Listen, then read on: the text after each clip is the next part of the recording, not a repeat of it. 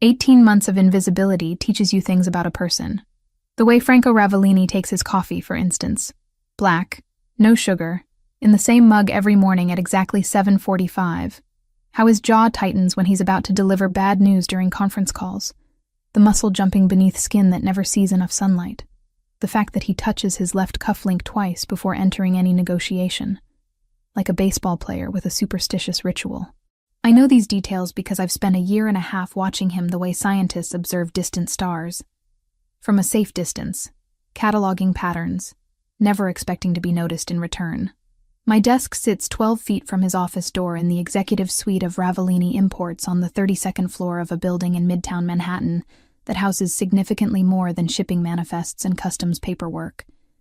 Everyone who works here knows what we really are. The verified background checks, the non-disclosure agreements thick as novels, the way certain clients arrive through private elevators and leave through service exits. These things paint a picture that doesn't require explicit confirmation. I passed my background check 18 months ago. Desperate enough for the $70,000 salary that I didn't ask questions about why an import company needed a secretary with top-level security clearance. The money was obscene compared to my previous job at a law firm, where I'd made $38,000 and could barely cover rent in my studio apartment in Queens. Now I send $800 home to Connecticut every month. It's not enough to fix everything. Nothing could fix the fact that my father, James Richardson, lost his management position at 56 and has spent the last 2 years sinking into depression so deep, my mother worries he'll never surface. It doesn't solve my mother, Linda, working double shifts as a nurse, her hands cracked and bleeding from constant washing, her voice tired when we talk on Tuesday nights. It doesn't pay for my 19-year-old sister Kayla's 4-year university, just her community college tuition and books. But it helps. That's what I tell myself when I file documents I'm not supposed to understand. When I schedule meetings I'm not supposed to remember. When I carefully don't notice the way certain men arrive at Franco's office with tension in their shoulders and leave with blood on their knuckles, hidden beneath expensive suit jackets. I tell myself the money helps, and I keep my head down, and I remain invisible. Franco has never looked directly at me. Not once in 547 days. He issues instructions to a point approximately 6 inches to the left of my face. Schedule the meeting with the Greco family for Thursday. Cancel my 3 o'clock. I need the Ferraro contracts by noon. His voice is always the same. Low, controlled, with the barest trace of an Italian accent that surfaces on certain vowels. The accent gets stronger when he's angry, I've noticed, though his anger is never directed at me. How could it be? You can't be angry at furniture. Thursday evening arrives with the kind of November rain that feels personal, each drop hitting the windows like an accusation. Most of the office has emptied by 6, but I'm still at my desk, organizing documents for tomorrow's meeting. Franco is particular about his paperwork, everything alphabetized, color-coded, with tabs marking relevant sections. It's tedious work, but I've learned that attention to detail is the difference between keeping this job and becoming a liability. Liabilities disappear in Franco's world. I've never asked where they go. I'm on my 3rd stack of contracts when the private elevator chimes. I glance up, expecting Marco or one of the other security personnel who rotate through the building like ghosts in expensive suits. Instead, Roberto De Luca steps out, shaking rain from his dark hair. Water drips from his leather jacket onto the marble floor, and he doesn't bother wiping his shoes on the mat. He's grinning, which is his default expression. The kind of smile that crinkles the corners of his eyes and makes him look younger than his 32 years. Emily, he says. And I'm so startled to hear my name that I nearly dropped the folder in my hands. In 18 months, Franco has never used my name. It's always, schedule this, or I need that, as if I'm a particularly efficient piece of software rather than a human being. Mr. De Luca, I reply, recovering quickly. Mr. Ravellini isn't expecting you until 7. Roberto, he corrects, moving closer to my desk. We've known each other long enough to skip the formalities. Don't you think? Have we? I've seen him maybe a dozen times, always in passing, always with that same easy smile that seems designed to put people at ease. He's Franco's oldest friend. I know that much. Childhood friends from the same neighborhood in Brooklyn, before Franco's father built this empire, and Roberto became his most trusted capo. Is there something I can help you with while you wait? I ask, keeping my voice professional. Roberto leans against my desk, close enough that I can smell his cologne. Something woodsy and expensive. I had a meeting run long. Figured I'd come early rather than make Franco wait. He tilts his head, studying me with an intensity that makes my skin prickle. You work late a lot. It's not a question, but I answer anyway. Mr. Ravellini prefers his documents prepared the night before. Franco, Roberto says. You can call him Franco. We're not that formal here. I don't correct him. Don't explain that Franco has never invited such familiarity.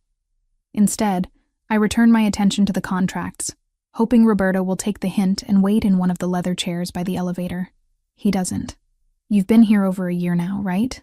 He continues, pulling up a chair and sitting backward on it, arms folded over the backrest. How are you liking it? The question is so unexpected that I actually look at him. Really look at him. Brown eyes, easy smile. The kind of handsome that probably gets him whatever he wants from most women. There's a scar above his left eyebrow, barely visible, and his knuckles are slightly swollen. Recent violence. Carefully hidden. It's a good job, I say carefully. That's the most diplomatic non-answer I've heard all week. He laughs, the sound genuine. Come on, you can be honest. Franco's not exactly warm and fuzzy. Something about the invitation to honesty, to casual conversation with someone who actually sees me as a person, rather than office equipment, makes my guard lower fractionally.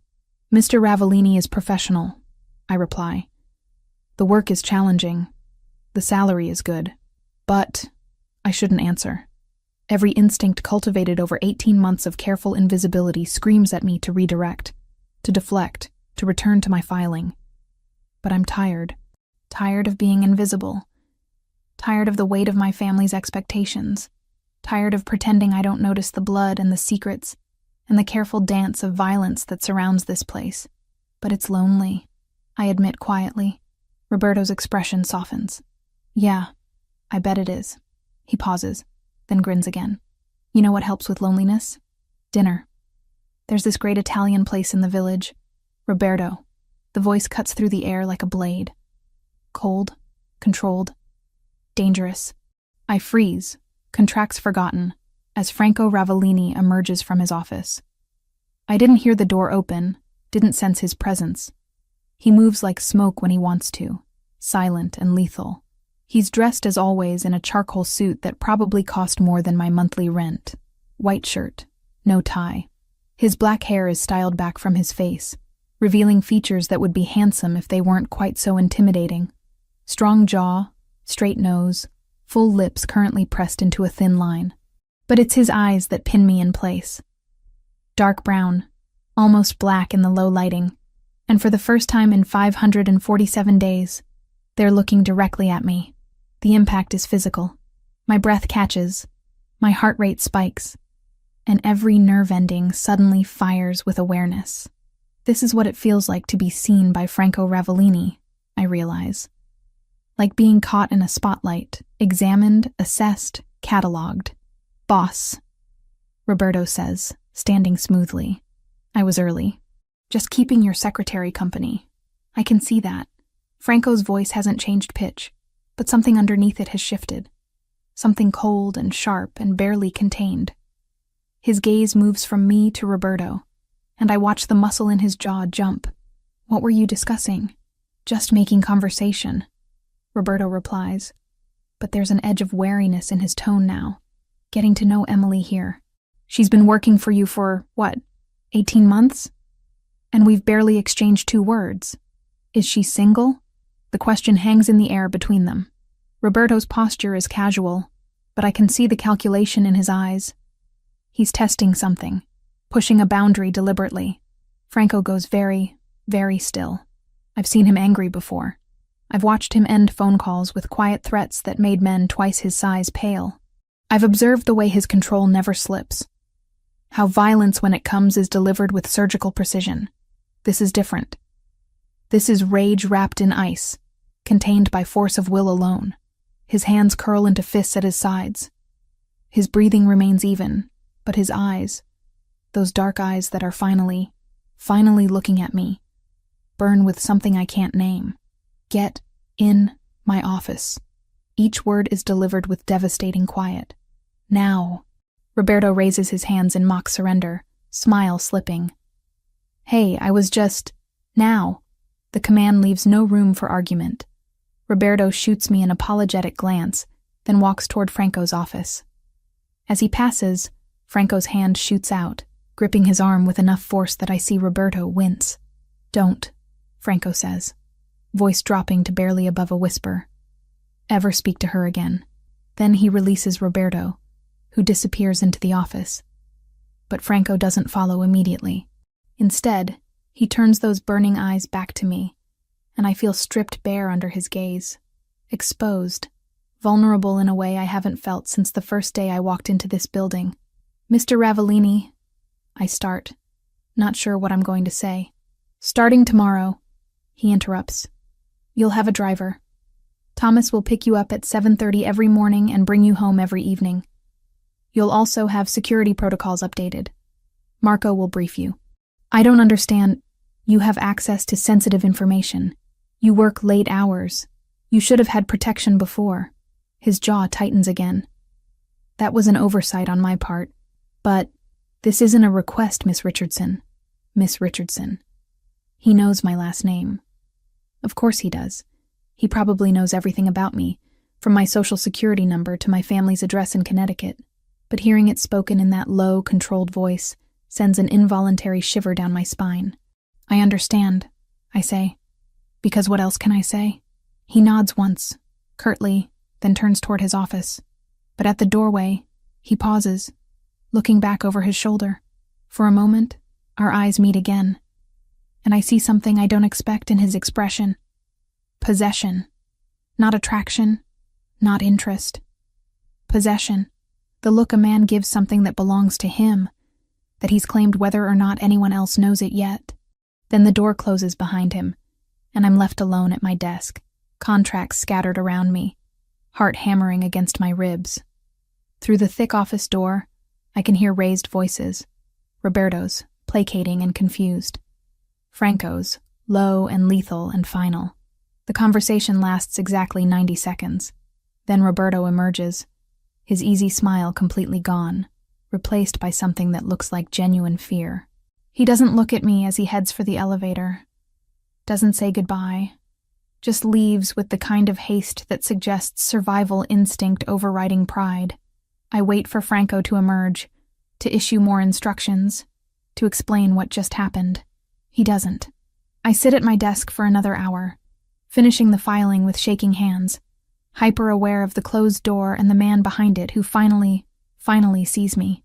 When I leave at 8:30, my phone buzzes with a text from an unknown number. This is Thomas.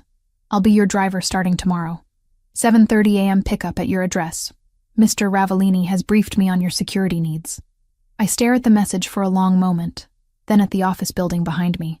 Somewhere on the 32nd floor, Franco Ravellini sits in his office, doing whatever it is he does when the rest of the world isn't watching.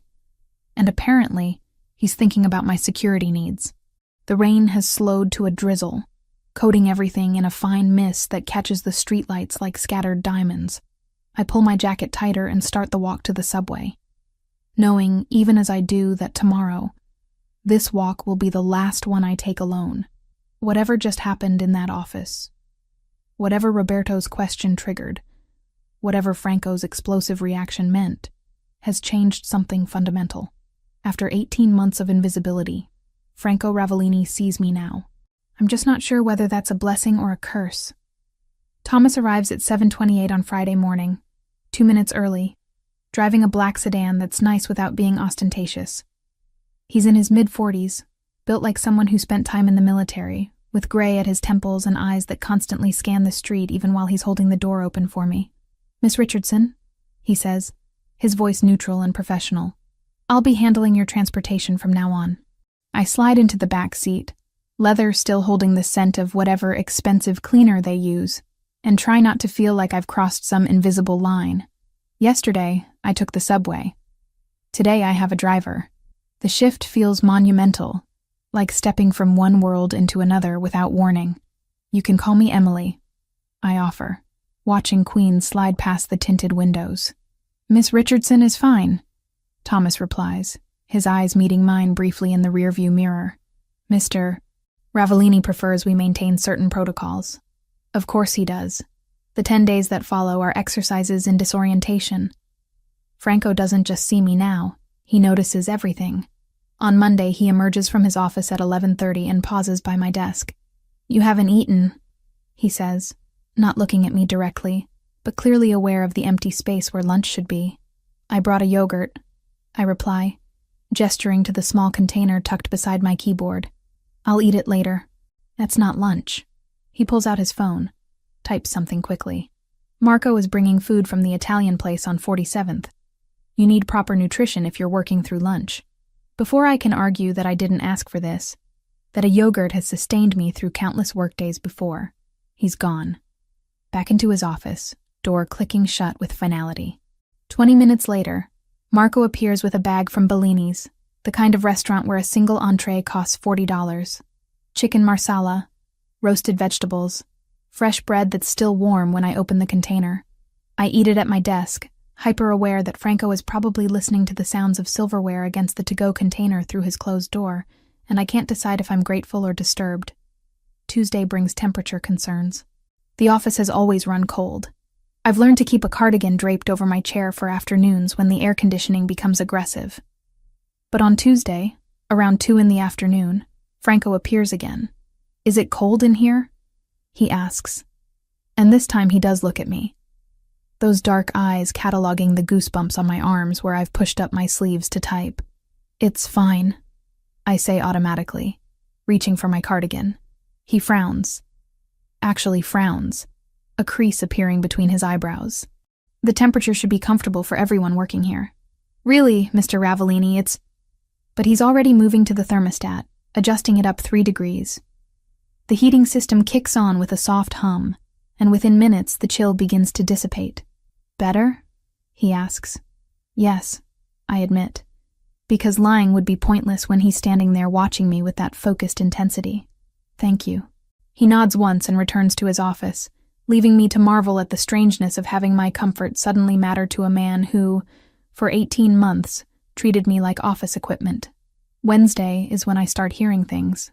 Marco mentions casually, while delivering my afternoon coffee, apparently another new protocol I haven't agreed to, that Roberto has been transferred to oversee the port operations in Brooklyn. Temporarily, Marco adds, though his tone suggests otherwise. Mr. Ravellini thought his skills would be better utilized there. I don't ask what really happened. I don't need to. Roberto flirted with me on Thursday evening. By Wednesday, he's been relocated to the opposite end of the borough, managing dock workers and shipping manifests, instead of attending high-level strategy meetings in Manhattan. The message is clear. Franco Ravellini doesn't share. What he considers his to share, I'm still trying to understand. Thursday afternoon brings the incident that crystallizes exactly how much has changed. 3 men arrive for a 2:00 meeting. Associates whose names I've filed away in the careful mental catalog I maintain of everyone who passes through these doors. Vincent Caruso, Anthony Greco, and Paul Ferraro, mid-level operators, the kind who do the actual work while people like Franco make the decisions. I've interacted with them before, always with the same professional distance. They ignore me, I ignore them. We maintain the comfortable fiction that I'm too insignificant to notice. Today is different. They're early, arriving at 1:50 and settling into the leather chairs by the elevator to wait. I continue working, updating the attendance logs for Friday's larger meeting, when Vincent calls out, "Hey, sweetheart, you think you could grab us some coffee?" I look up, surprised by the casual presumption. In 18 months, no one has called me sweetheart. "There's a coffee station right there," I reply, gesturing to the setup against the far wall. Expensive espresso machine, selection of pods, cream and sugar arranged neatly on a tray. "Yeah, but that's what you're here for, right?" Vincent grins, the expression more leer than smile. "The secretary brings the coffee. That's how it works." Something unpleasant coils in my stomach. I'm about to respond, politely, professionally, but firmly, when Franco's office door opens. He doesn't say anything at first. Just stands there, one hand still on the doorknob, his expression absolutely glacial as he looks at Vincent. The temperature in the room drops 10 degrees. "What?" Franco says, his voice so quiet I have to strain to hear it. "Did you just call her?" Vincent's grin falters. I was asking for coffee, boss. Didn't mean anything by it." "Stand up." Vincent glances at the other two men, confusion flickering across his features. "Boss?" "Stand up." Each word is delivered with surgical precision, the kind of tone that suggests compliance is the only option that doesn't end badly.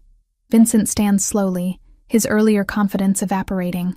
Franco closes the distance between them in 4 strides, stopping close enough that Vincent has to tilt his head back slightly to maintain eye contact. Franco has 3 inches on him, I realize, and right now he's using every bit of that height advantage. "Her name is Miss Richardson," Franco says, still in that dangerously quiet voice. "She is not sweetheart, not honey, not any other diminutive you think makes you sound friendly. She is my executive secretary, which means she outranks you in this organization by several levels. Do you understand?" "Yeah, boss. Do you understand?" Franco repeats. And now there's something underneath the quiet, something cold and lethal that makes my breath catch. "Yes," Vincent says quickly.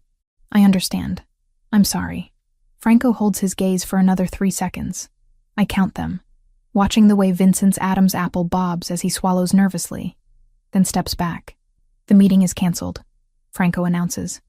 "All 3 of you can leave. Anthony, you're running the Ferraro operation now. Vincent, you're reassigned to collections in Staten Island effective immediately. Paul, you'll receive new instructions by end of day." "Boss, come on," Vincent starts, desperation creeping into his voice. "It was just out." The single word carries enough weight that all 3 men move toward the elevator without further argument. The doors close on Vincent's pale, stricken face. Silence settles over the office like snowfall. I sit frozen at my desk, contract forgotten, trying to process what just happened. Franco demoted a man, possibly ended his career, because he called me sweetheart. Franco turns to me, and the cold mask slips just slightly. "I apologize," he says. "That should never have happened. You deserve respect. Mr. Ravellini, you always have." He runs a hand through his hair, a gesture of frustration I've never seen from him before. It was my failure to make that clear from the beginning. The weight of his attention is almost physical. I feel pinned by it, examined, and something in his expression makes my pulse quicken.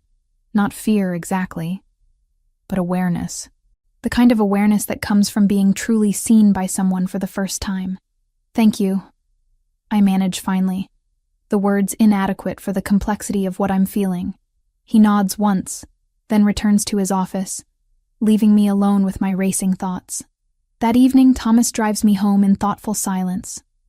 I watch the city lights blur past the window and try to make sense of the past 10 days. Try to understand what it means that Franco Ravellini has decided I matter. Friday arrives with its own strangeness. The office feels different. Everyone who comes through is more careful around me, more respectful. Word has spread about what happened to Vincent. The invisible line that separated me from the organization has been erased, replaced by something I don't quite understand yet.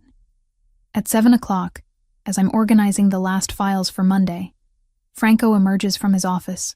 He's changed out of his suit jacket, rolled up his sleeves to his elbows, and for the first time I noticed the tattoo on his left forearm. Italian words I can't quite read from this distance. "You're still here," he observes. "Just finishing up," I reply, clicking save on the spreadsheet. "It's late." He pauses, seeming to weigh something internally. "You should eat. I should eat. We'll go together." It's not phrased as a question, but there's something in his posture, a slight tension in his shoulders maybe, that suggests I could refuse if I wanted to. The problem is, I don't want to. "Where?" I ask, closing my laptop. "Italian place I know. Good food, quiet. We can talk." "About what?" For the first time since this all started, Franco's expression shifts into something that might be amusement. "You've been working for me for 18 months. I know nothing about you except what appears on background checks. That seems like an oversight worth correcting. And if I'd rather keep my personal life private, then you tell me." and we have a short dinner discussing nothing more interesting than tomorrow's weather. He tilts his head slightly. But I don't think that's what you want. He's right, which bothers me more than the invitation itself.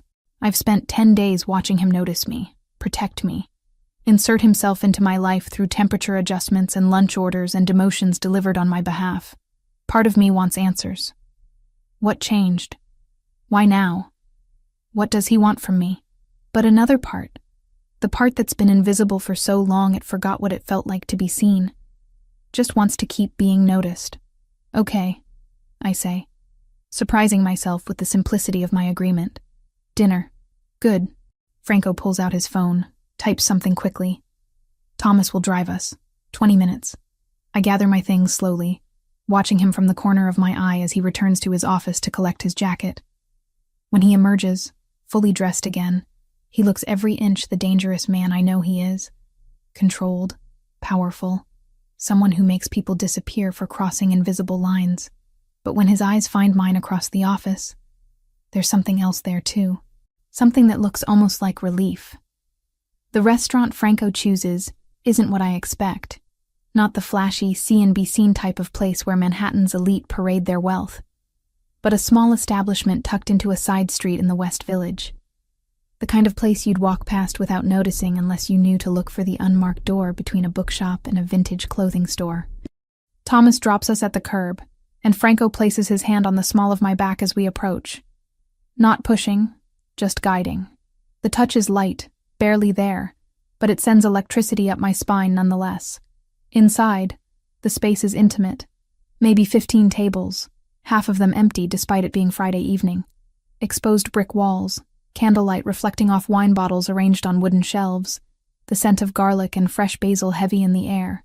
An older man emerges from the kitchen, his face splitting into a genuine smile when he sees Franco.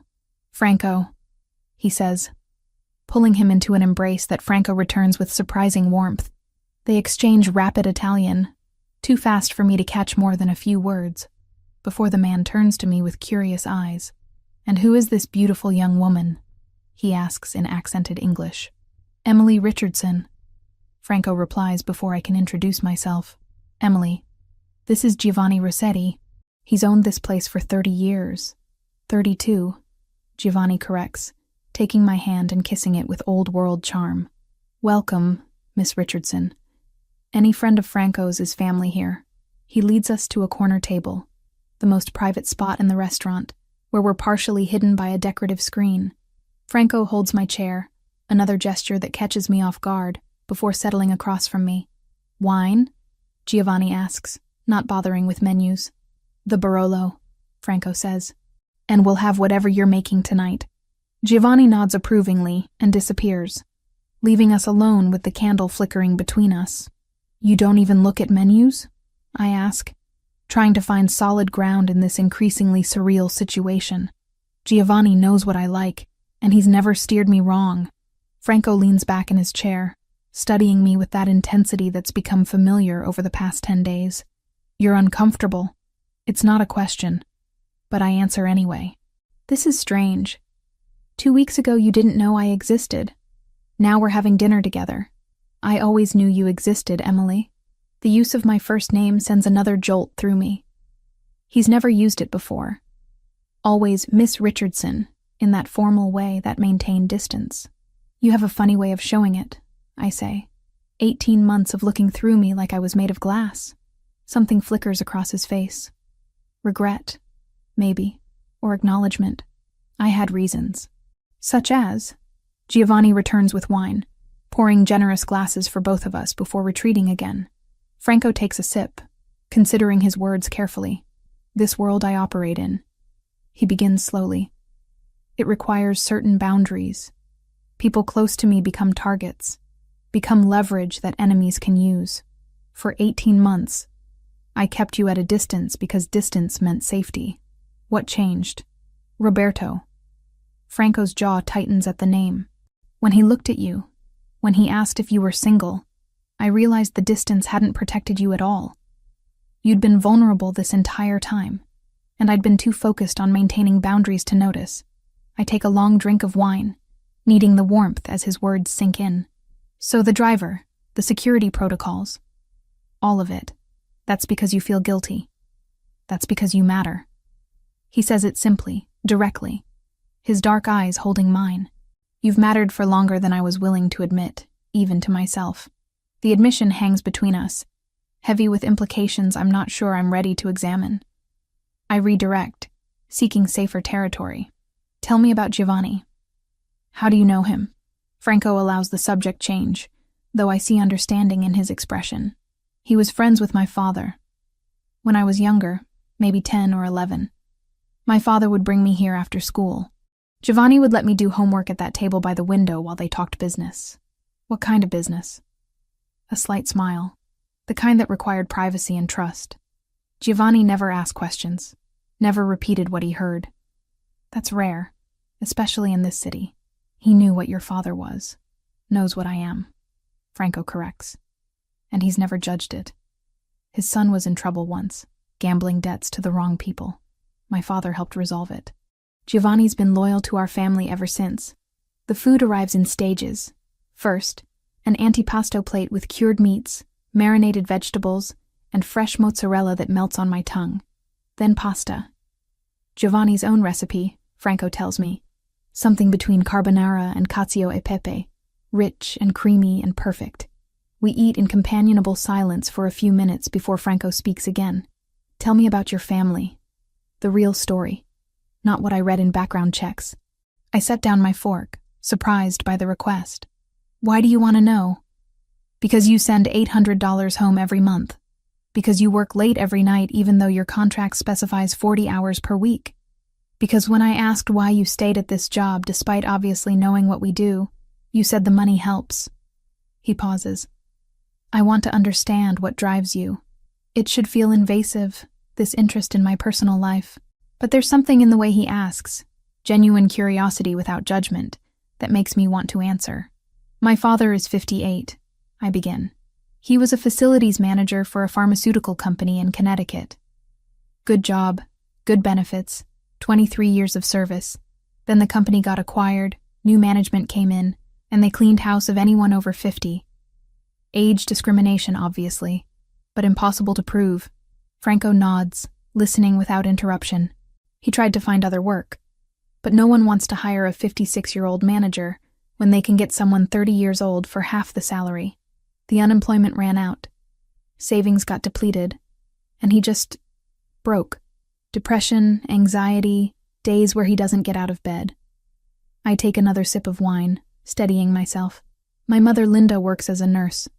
Double shifts most weeks trying to keep them afloat. And my sister Kayla, she's 19, trying to get through community college while working part-time at Target. So you became the safety net. I send what I can. It's not enough to fix everything. Nothing can give my father back his sense of purpose, or my mother her sleep, or my sister the college experience she deserves. But it keeps them housed and fed. It means Kayla can buy textbooks. It means my father can keep his blood pressure medication.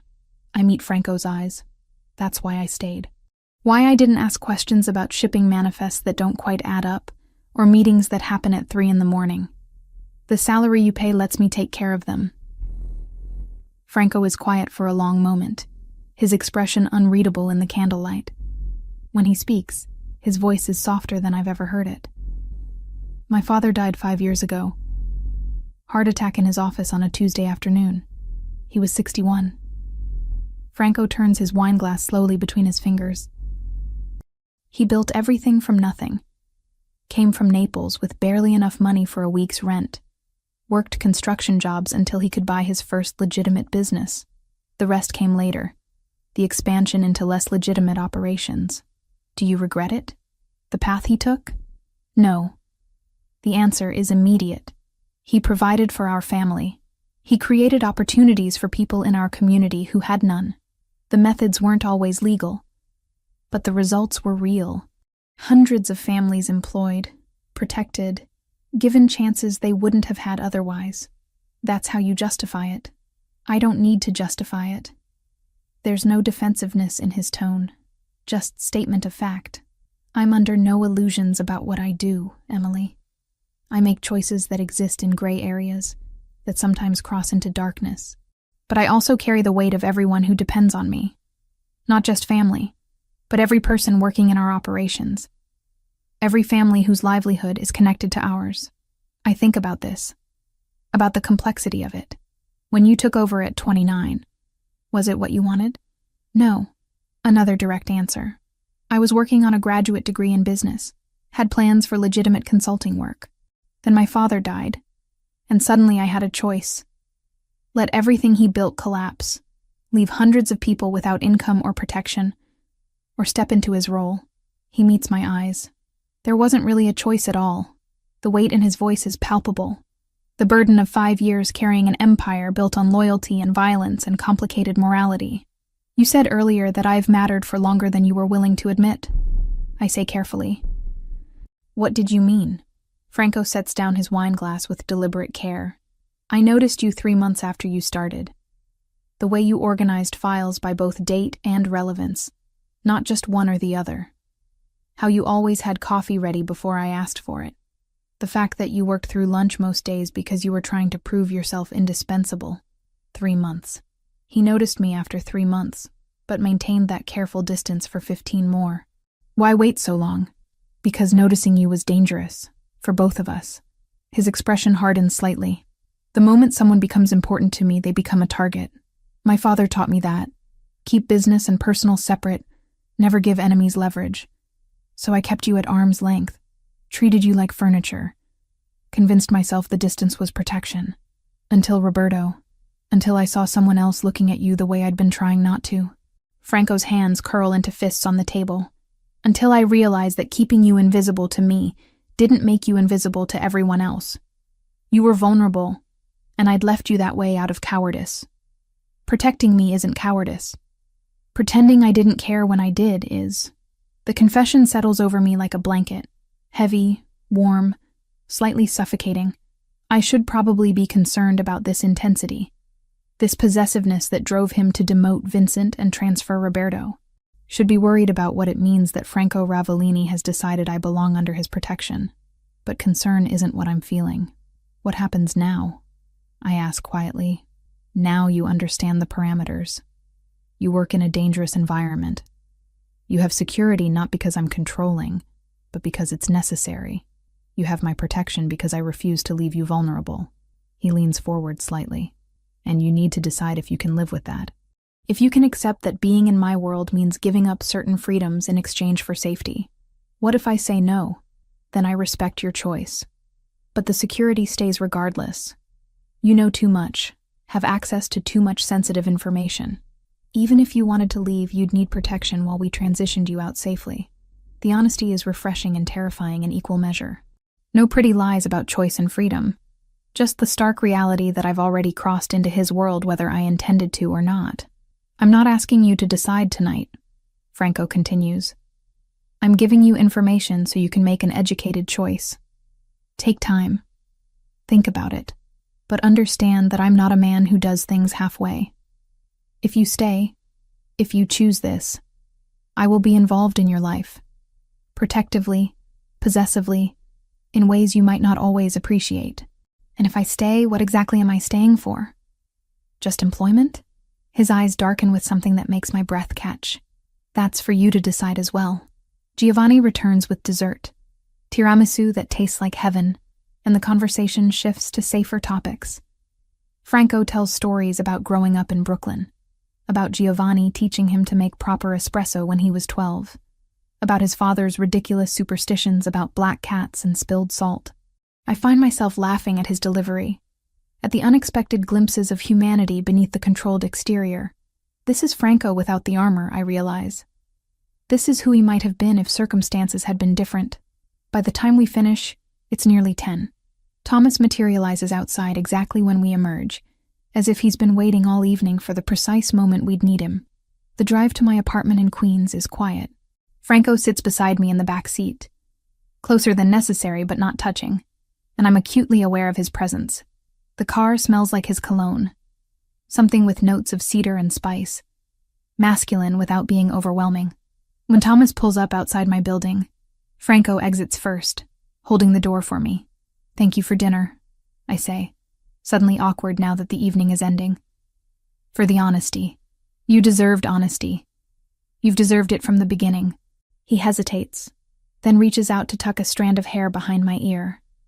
The touch gentle, brief, but loaded with intention. Think about what I said, Emily. Really think about it.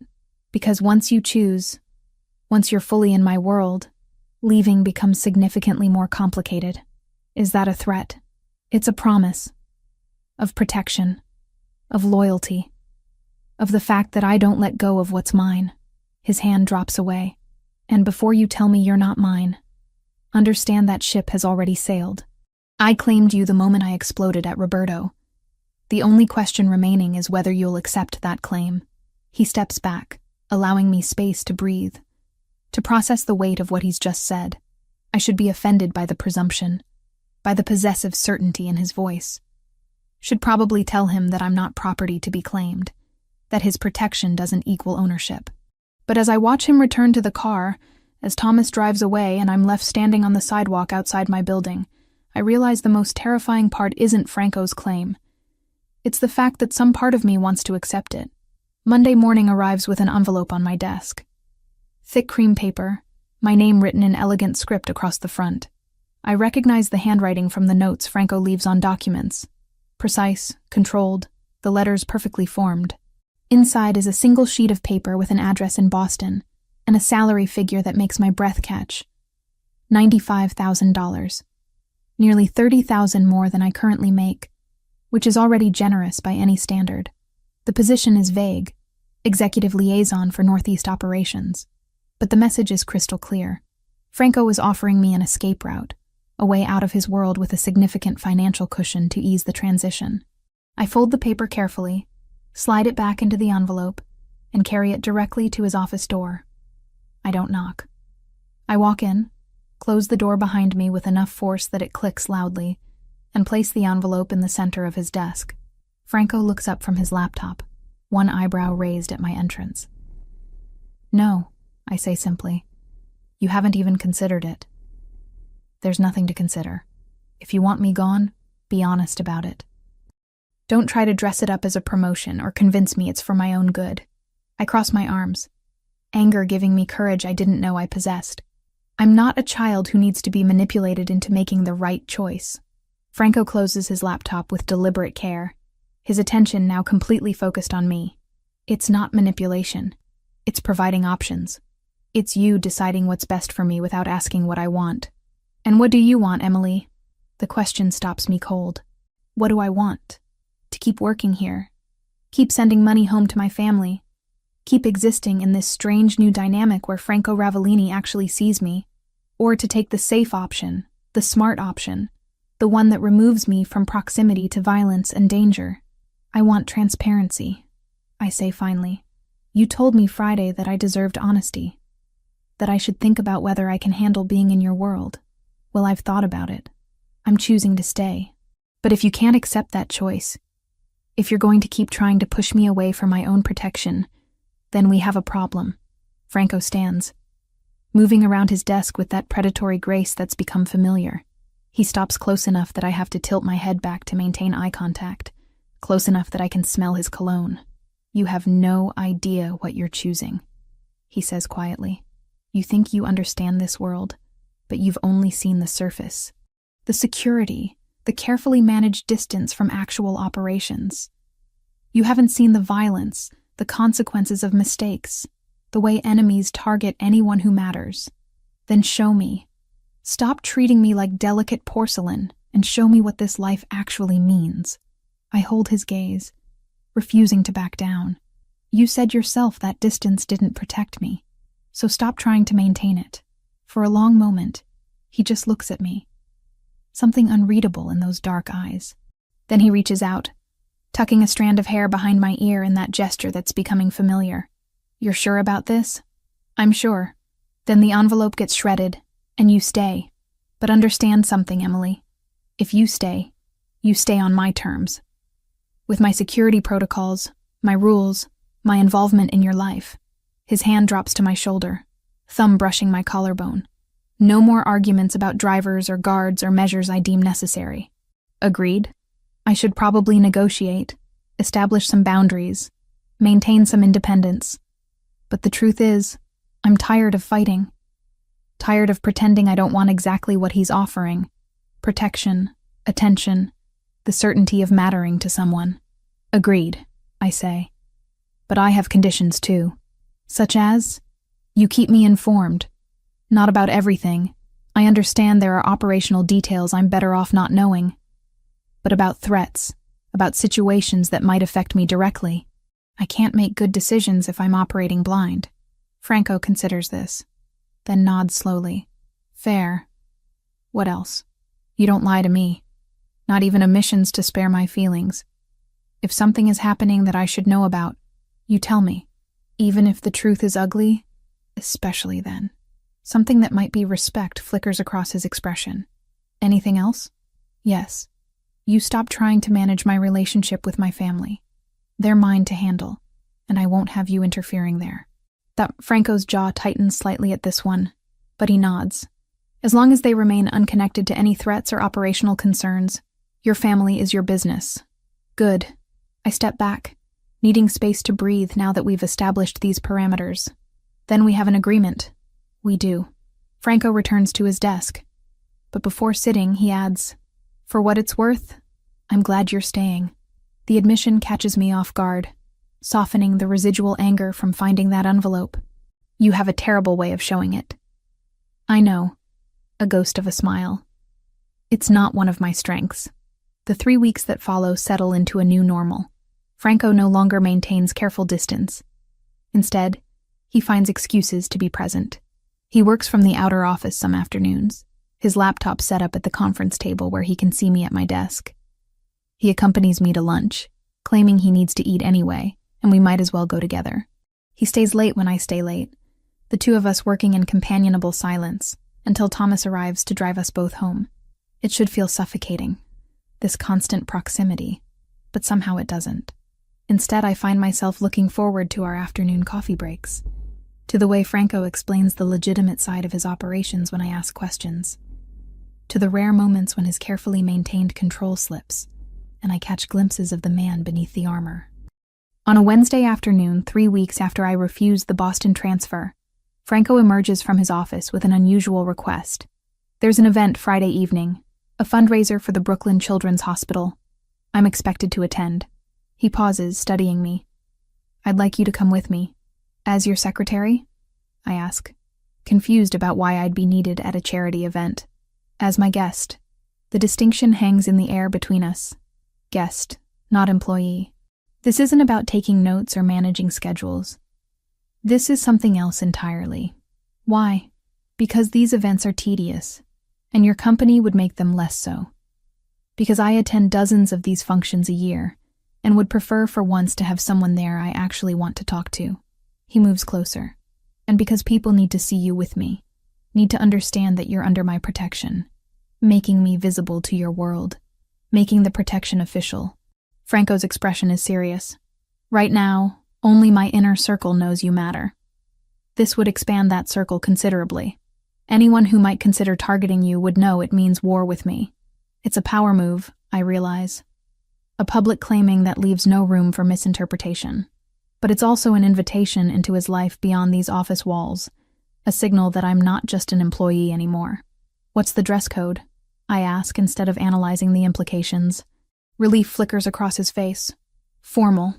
I'll have something sent to your apartment. Franco, before you argue, understand that this isn't about control or managing your choices. It's about practicality.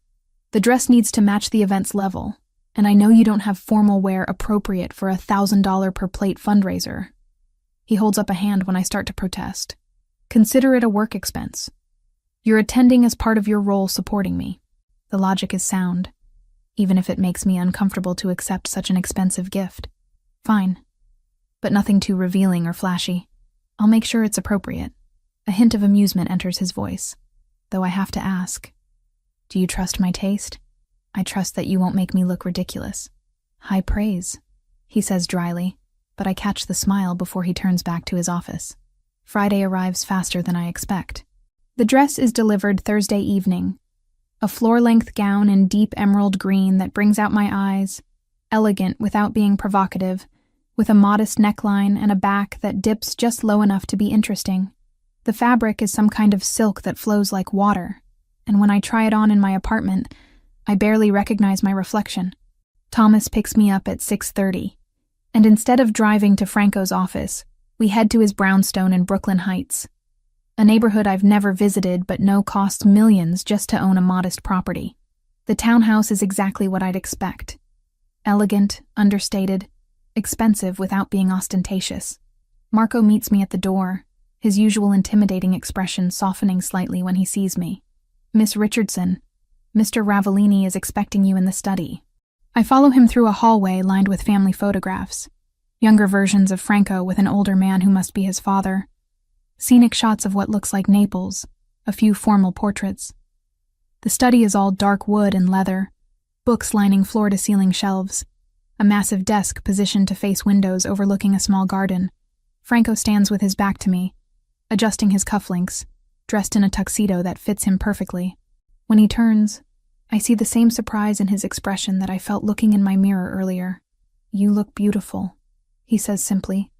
No artifice or exaggeration, just statement of fact. "The dress helps," I reply, suddenly self-conscious under his scrutiny. "The dress is just fabric. You make it beautiful." He crosses to where I stand, offering his arm. "Shall we?"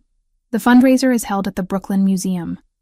The event space transformed into an elegant affair with string quartets and champagne, and people wearing enough jewelry to fund several hospital wings.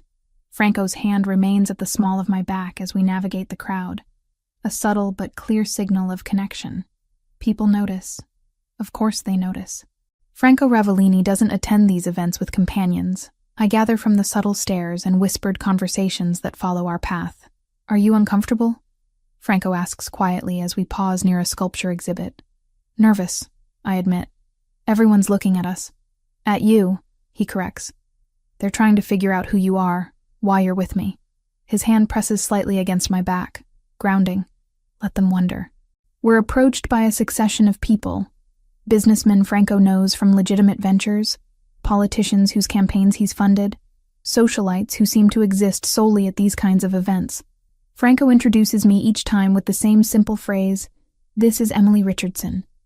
No explanation of my role, no qualifying details, just my name, delivered with enough certainty that no one dares ask for clarification.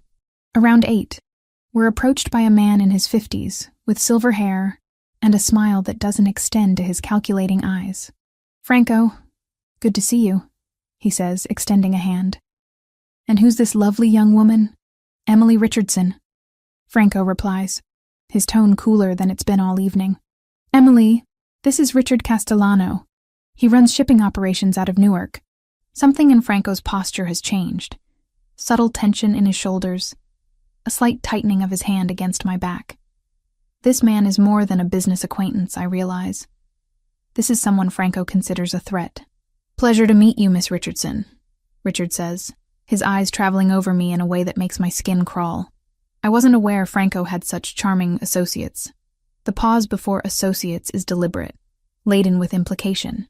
"Miss Richardson works with me," Franco says, his voice dropping to that dangerously quiet register I've learned to recognize, "and is under my complete protection." I trust that's understood. Richard's smile falters slightly. "Of course. No offense intended." "None taken," I say smoothly, surprising myself with my composure. Though I appreciate Mr. Ravellini's consideration for my security. One can never be too careful these days. The subtle reminder that I'm aware of the world we operate in seems to satisfy Richard, who makes his excuses and moves away quickly. "Well handled," Franco murmurs once we're alone again. Richard is with the Yakuza Yamaguchi operations. They've been testing boundaries in Brooklyn recently. Is that what all this is about? I gesture vaguely at the event. Showing strength through normalcy? Partially. These events serve multiple purposes. Legitimate charity work, networking, and yes, showing that I'm established enough in respectable society that challenging me has consequences beyond the obvious. He guides me toward the exit. But I think we've accomplished what we needed to. "Want to leave?" "God, yes." His laugh is genuine, transforming his face into something younger and less burdened. "Giovanni's?" Perfect. We end up at the little restaurant in the West Village, still in our formal wear, eating Giovanni's pasta and drinking wine while the old man tells increasingly exaggerated stories about Franco as a child. He was terrible at cooking, Giovanni says, gesturing dramatically. Burned water somehow. His poor mother. She tried to teach him, but no. Nothing.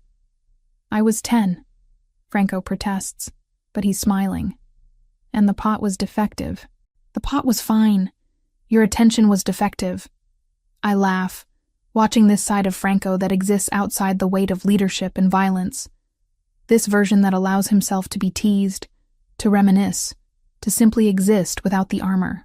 On the drive back to my apartment, Franco is quiet, but it's comfortable silence rather than tense. When Thomas pulls up outside my building, Franco gets out with me, walking me to the door as he's started doing recently. "Thank you for tonight," he says. "For coming with me. For handling Richard and everyone else with grace. Thank you for the dress. For including me in that part of your life. Emily." He reaches out, his hand cupping my cheek. "You're not just included in parts anymore. He pauses, searching for words. "You're integral. To the work. To the organization. To my life. I need you to understand that." The admission should probably concern me. This level of importance. This depth of connection forming so quickly. But standing here in the November night air, with his hand warm against my skin, and his eyes reflecting streetlight, concern is the furthest thing from my mind. "I understand," I say softly. He leans down slowly, giving me time to pull away, to establish boundaries. When I don't, his lips brush mine. Gentle, questioning, nothing presumptuous about it. I rise on my toes, closing the remaining distance, and kiss him properly. His free hand moves to my waist, pulling me closer, and for a moment the entire world narrows to this. His mouth on mine, his body warm and solid. The way kissing him feels like coming home to a place I didn't know I was missing. When we break apart, both breathing harder, Franco rests his forehead against mine. "I should let you go inside," he murmurs. "You should," I agree, making no move to step away. He smiles, actually smiles, and kisses me again briefly before forcing himself to step back. "Good night, Emily." "Good night." I watch him return to the car, watch Thomas drive away, then finally go inside, my lips still tingling, my heart racing with the certainty that everything just changed again. The month following that first kiss reshapes my understanding of what it means to be connected to someone. Franco doesn't just include me in his world, he pulls me into the center of it, makes me integral in ways I'm still learning to navigate. It starts with the meetings, not the dangerous ones, not the discussions about territorial disputes or enforcement actions, but the strategic planning sessions where Franco and his inner circle make decisions about legitimate business operations. I sit in the corner with my laptop, ostensibly taking notes, but really I'm learning the language of this organization. The careful negotiations, the unspoken hierarchies, the way loyalty is both currency and shield. Roberto returns from his temporary reassignment at the port. He appears in the office on a Tuesday morning, knocking tentatively on Franco's door in a way that suggests genuine uncertainty about his welcome. I watch through the glass as Franco gestures him inside, as they speak for nearly 20 minutes. When Roberto emerges, he stops at my desk. "I owe you an apology," he says, his earlier confidence tempered by what looks like genuine regret. "I was testing Franco that night, trying to force him to admit feelings I suspected he had. I didn't think about how it would affect you, being used as a pawn in that game. The honesty catches me off guard." "You were trying to help him?" "In my own stupid way, yeah. He'd been watching you for months, pretending he didn't care, making himself miserable with the distance. I thought if I pushed the right button, he'd finally do something about it." Roberto grimaces. "I was right, but the method was selfish. I'm sorry. Apology accepted," I say, meaning it. Though you should know Franco didn't need pushing. Whatever was going to happen between us would have happened eventually. Maybe. But eventually can take years with Franco. He glances back toward the office. He's different now. Lighter somehow. You're good for him. After Roberto leaves, Franco calls me into his office. He's standing by the window, hands in his pockets, looking out over Manhattan. Roberto mentioned something interesting. He says without preamble. He's been seeing someone for about 6 months, a nurse named Vanessa Cooper. He's serious about her. That's good, I reply, sensing there's more to this conversation. He wants to bring her to the monthly family dinner, the one where everyone in my inner circle gathers with their partners and families. Franco turns to face me, which means people will expect you there as well. As what? Your secretary who happens to attend social events? As mine. He says it simply. No room for misinterpretation. Emily, everyone who matters already knows what you are to me. This isn't about hiding or pretending anymore. It's about making it official within the organization. The weight of what he's offering, or maybe claiming, settles over me. This isn't just dating. This is public acknowledgement within the dangerous world he operates in. A declaration that carries protection, but also expectation. What if I'm not ready for that level of commitment? Franco crosses to where I stand, his expression serious but not demanding. Then you tell me, and we slow down. But Emily, understand something. In my world, there's no such thing as casual. Either you're in, with all the protection and complications that brings, or you're out. There's no middle ground. No dating casually while we figure things out. That's not fair. No, he agrees. It's not. But it's reality. My enemies don't recognize nuance or gradual relationship progression. They see someone important to me, and they calculate how to use that against me, which means you need to be either fully protected or not connected to me at all. I sink into the chair across from his desk, processing this ultimatum that isn't quite an ultimatum. You're asking me to choose. I'm asking you to be honest about what you want. Because if you want this, us, then we do it my way. With security, with public acknowledgement, with your integration into every aspect of my life. He kneels in front of me, taking my hands. But if that's too much, if you need freedom more than you need this connection, I'll respect that. I'll hate it, but I'll respect it. The sincerity in his voice undoes me. This is Franco without armor, offering me the choice he claims doesn't exist while simultaneously making clear what choosing him means. I want this, I say quietly. It scares me, but I want it. Relief washes over his features. Then you'll come to the dinner. Meet everyone properly. Let them see that you're not just someone passing through. Okay. He kisses me then, soft and claiming at once, and I taste the complicated truth of what I've agreed to. The dinner is held at Franco's brownstone the following Saturday. I arrive early at his request, ostensibly to help prepare, but really so I can acclimate to the idea of being on display. The house has been transformed. The formal dining room I glimpsed on my previous visit now holds a table set for 16. Candles flickering in silver holders, wine already breathing in crystal decanters. A catering team moves through the kitchen with practiced efficiency. Apparently Franco doesn't cook for these events. Nervous? He asks, coming up behind me as I stare at the elaborate place settings. Terrified, I admit. These are people who've known you for years. What if they don't think I belong here? Then they're wrong. Franco turns me to face him.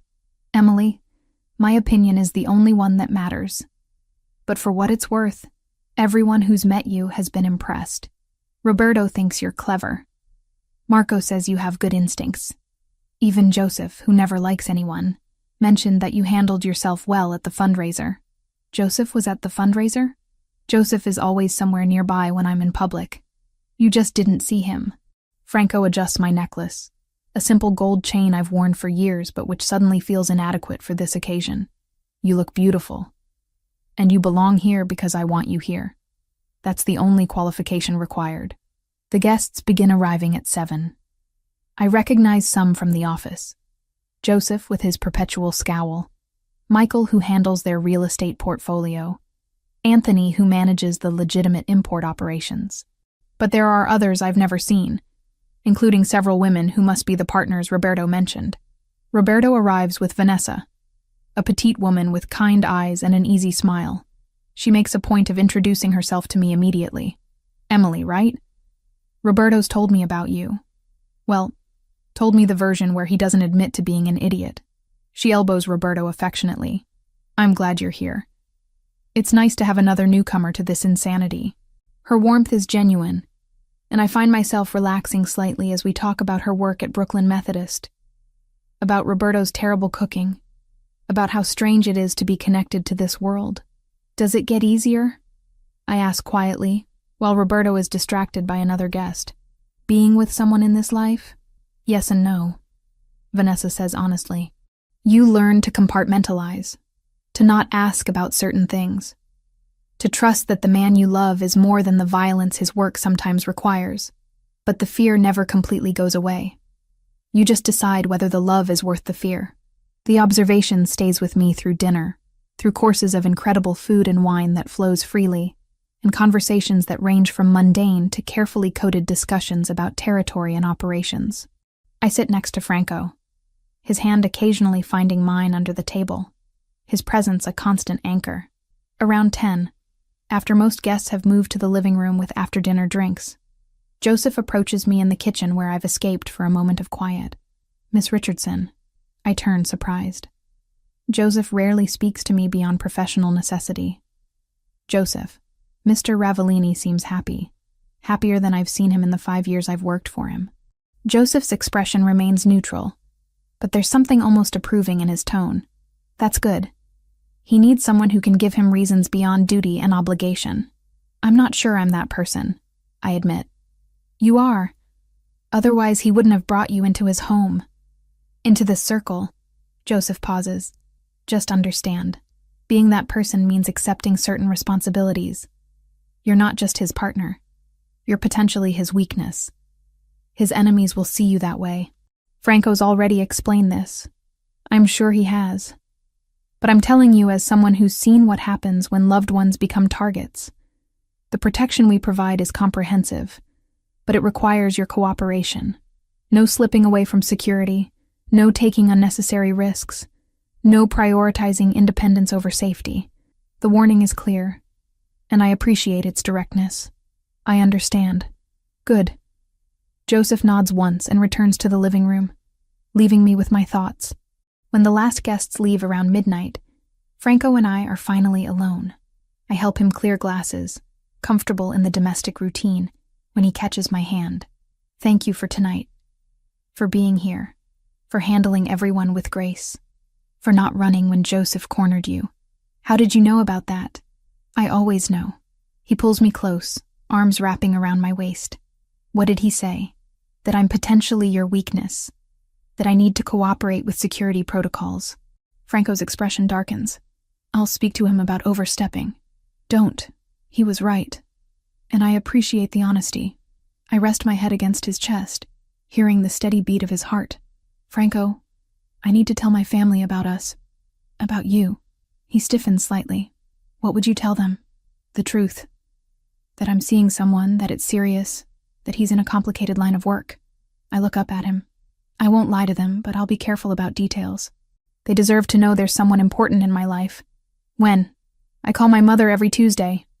I was thinking this week. Franco considers this, then nods slowly. Okay. But Emily, if they ask questions about what I do or who I am, you deflect. The less they know specifically, the safer they are. I know. Tuesday evening finds me in my apartment, phone in hand, trying to figure out how to explain Franco Ravellini to my mother. In the end, I decide on partial truth, the safest kind. Mom, I wanted to tell you something. I'm seeing someone. Linda's voice brightens immediately. Oh, Emily, that's wonderful. Who is he? How did you meet? His name is Franco. He's my boss, actually. We've been working together for a while and things develop naturally. Your boss? Concern creeps into her tone. Honey, are you sure that's wise? Office relationships can get complicated. I know, Mom, but it's serious. He's been incredibly generous. He's actually the one who helped with Dad's situation. I'd told her weeks ago about the financial assistance, framing it as a company benefit rather than personal gift. Wait, the money for your father's training program, that was from him? He has resources, Mom, and he wanted to help. There's a long pause. Emily, What kind of work does this man do that he can offer that kind of money casually? Import business. He's very successful. Not technically a lie. The Ravellini operations do include legitimate importing. He's also Italian, from Brooklyn. Family business. Italian family business from Brooklyn. Linda repeats slowly. Emily, you need to be careful. That sounds like... I know what it sounds like, Mom, and I'm being careful. But he's good to me. He's protective, he's honest. He's given me no reason to doubt him. Another pause. This one heavier. You love him. I think I might, I admit, the words coming easier than expected. I know it's fast and I know it's complicated, but yes, I think I love him. Then I trust your judgment. But Emily, if anything ever feels wrong, if you ever feel unsafe or uncomfortable, you come home. You hear me? No relationship is worth your safety. I know, Mom, I promise. We talk for another 20 minutes about other things. Dad's progress in his retraining program, Kayla's upcoming finals, the approaching holidays. When we hang up, I feel lighter. As if acknowledging Franco's importance to my family makes it more real, more sustainable. Franco calls an hour later, as if sensing I need to hear his voice. How did it go? She knows.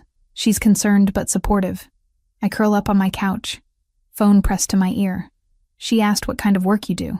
What did you tell her? Import business. Successful Italian family operation from Brooklyn. He laughs, the sound warm. All technically true.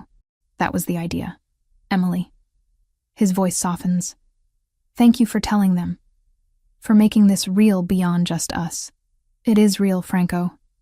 Terrifying and complicated and probably inadvisable. But real. Come stay with me tonight. The request catches me off guard. We haven't spent the night together yet. Haven't crossed that particular boundary despite the increasing physical intimacy of our relationship. Franco, just to sleep. I want you here. Want to wake up with you tomorrow.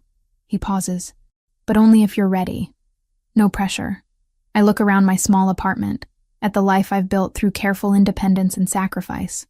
Then I think about Franco's brownstone, about the way his presence makes me feel grounded and safe and seen. Okay, I say. I'll pack a bag. Thomas will be there in 20 minutes. The decision feels significant. This choosing of his space over mine. This acceptance of deeper integration into his life. But as I pack essentials into an overnight bag, I recognize the truth. I've already chosen. Every decision since that rainy Thursday evening when Roberto asked if I was single has been leading here, to this moment of conscious commitment. When Thomas arrives, he greets me with his usual professional courtesy. But there's something that might be approval in his expression as he opens the car door. Franco is waiting when I arrive, the door opening before I can knock. He takes my bag, sets it aside, and pulls me into his arms. You came. You asked. I'll try not to make a habit of it. Asking for things. But his tone suggests he will absolutely make a habit of it, and somehow I don't mind. We go upstairs to his bedroom. A space I've never seen before. All dark wood and masculine simplicity. He gives me space to change in the bathroom. And when I emerge in my plain cotton pajamas, feeling underdressed in his elegant space, he's already in bed wearing only sleep pants. I slide in beside him, hyper-aware of his warmth, of the intimacy of this domestic act. Come here, he murmurs, pulling me against his chest. I settle into him, my head on his shoulder, his arm around my waist. This is nice. I admit after a moment. This is perfect, he corrects. This is what I wanted but didn't know how to ask for. We lie together in comfortable silence, and I feel the day's tension drain away. This is trust, I realize. Not just physical but emotional. The vulnerability of sleep, of lowered defenses, of simply existing together. Emily? When I said you're mine, I meant it. Not as possession, but as belonging. The way I belong to you too. The confession, quiet in the darkness, settles into my chest like warmth spreading. I know, I whisper. I feel it too. His arms tighten around me, and I drift towards sleep feeling safer than I've felt in years, anchored by the steady rhythm of Franco's heartbeat and the certainty that, complicated or not, this is exactly where I'm supposed to be. The 2 months that follow our first night together blur into a rhythm I've never experienced before. Work during the day, evenings at Franco's brownstone more often than my own apartment, weekends that blend legitimate business with carefully guarded moments of normalcy.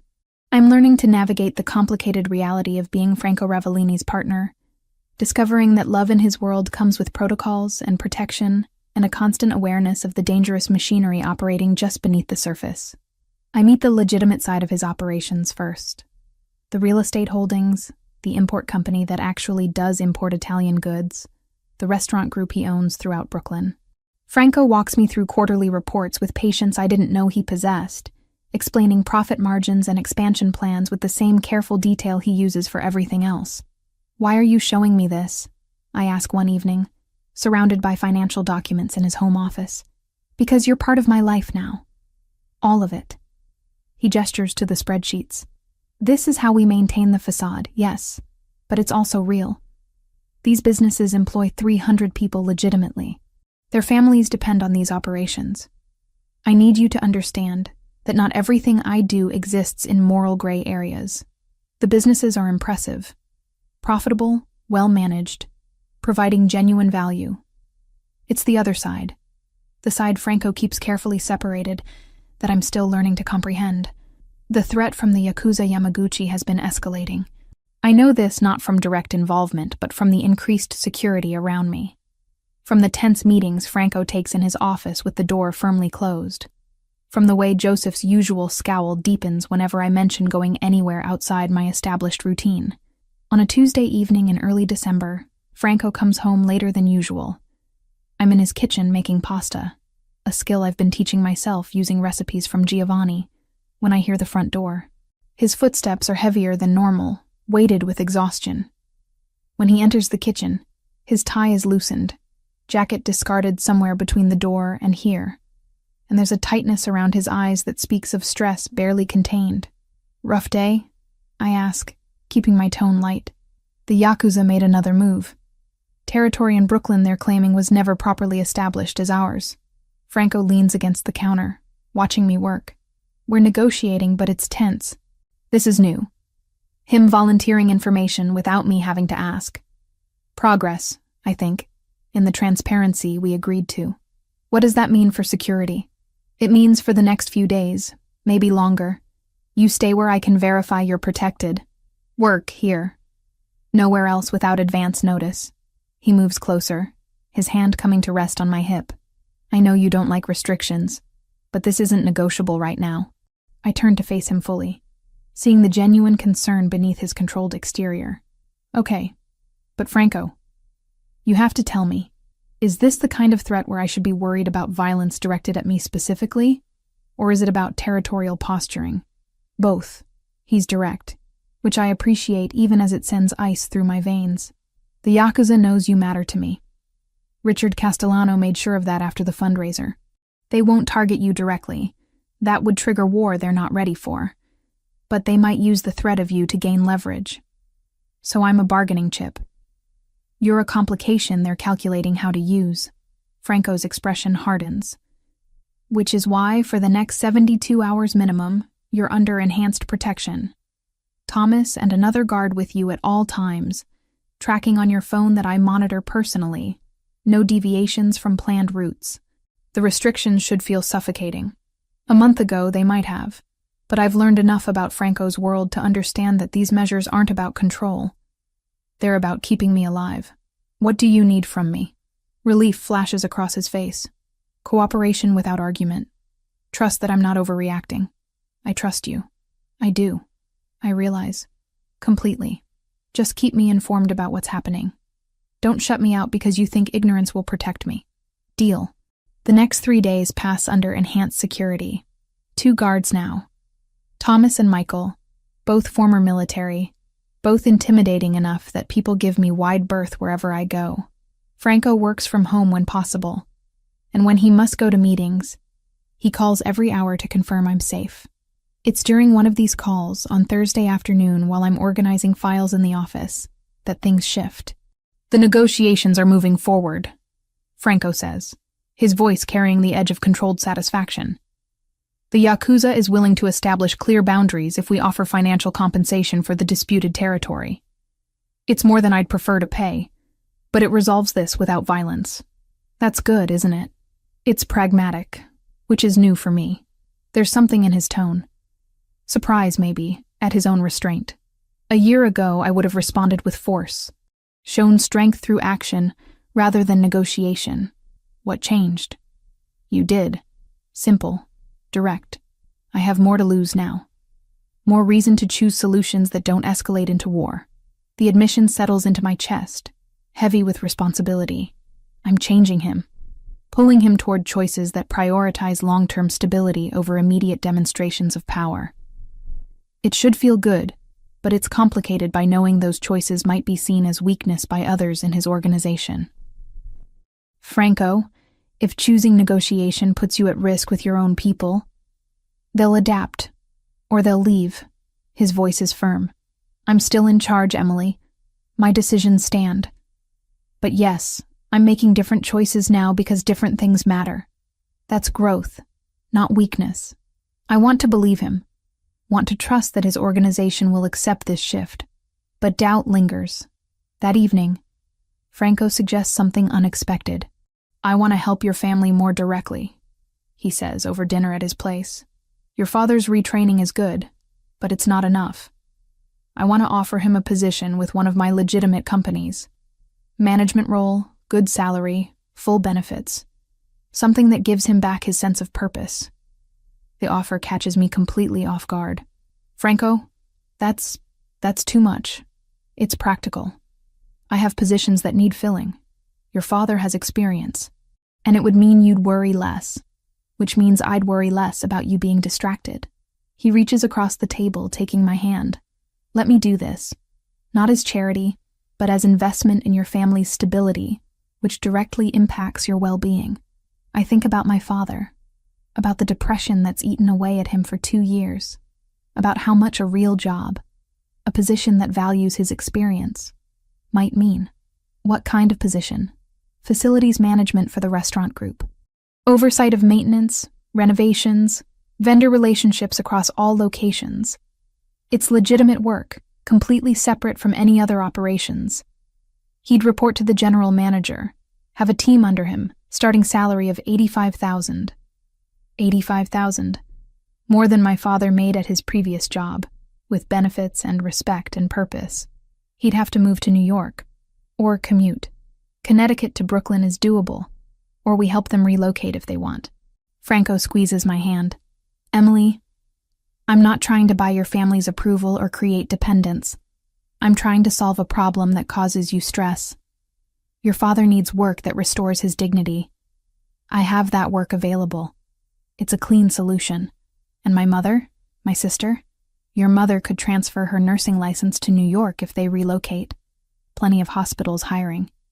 Your sister could finish her education here. Better schools, more opportunities. But again, all optional. I'm offering help, not demanding changes. The scope of what he's proposing is overwhelming. Not just helping my father, but potentially transforming my entire family's situation. I need to talk to them. Can't make these decisions for them. Of course. Talk to them. See what they want. The offer stands regardless. He pauses. But Emily, understand, this isn't separate from us. I'm not just helping your family out of generosity. I'm doing it because they're important to you, which makes them important to me. This is what being mine means. Your concerns become my concerns. The possessiveness in his tone should probably bother me more than it does.